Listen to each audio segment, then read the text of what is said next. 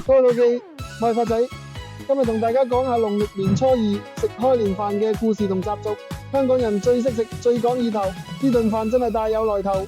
點解係年初二先食開年飯？傳統講法，年30到年初一眾神休息，初一仲要守齋唔殺生，清清靜靜接福氣。到咗年初二，神明正式歸位，先可以大魚大肉解除禁忌，正式開啟新一年生活同工作。所以呢頓飯叫開年飯，寓意開年大吉、順順利利。開年飯嘅由來故事，兩個經典版本。版本一，廣東沿海傳說防海盜。明朝末年，廣東沿海成日受海盜侵擾，又一年春節，海盜想趁村民過年鬆下橙叫，一個叫阿強嘅年青人叫村民年初二擺滿菜豐盛宴席，全家圍坐食飯，仲組織青壯年埋伏。海盜見到熱鬧開飯，以為有防備，唔敢亂嚟，最後被村民打退。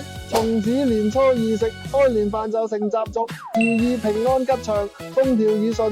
版本二，香港傳統迎4日加開燈，年初二又叫迎4日、姑爺節，出嫁女帶老公仔女回娘家，娘家擺開年飯迎接，團圓加倍。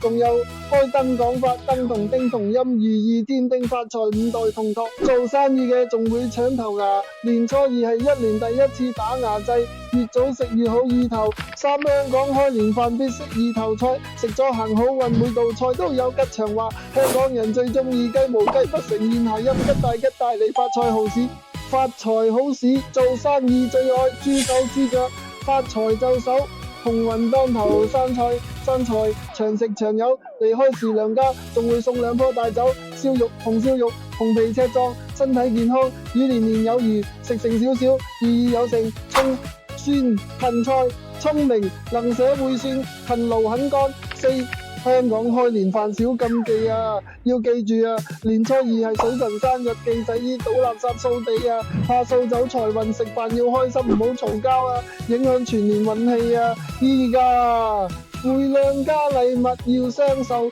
好事成雙。傳統話初二瞓午覺，一年都犯愁，盡量唔好瞓覺。現代香港開年飯變化，以前多數屋企自己煮，依家好多人去酒樓食9大簋，方便又熱鬧。好多公司仲會年初二凌晨食開年飯，拜地主祈求生意興隆。好似司記呢啲老字號，仲保留住呢個傳統。總之，開年飯唔止係食飯，係儀式感、團圓、好意頭。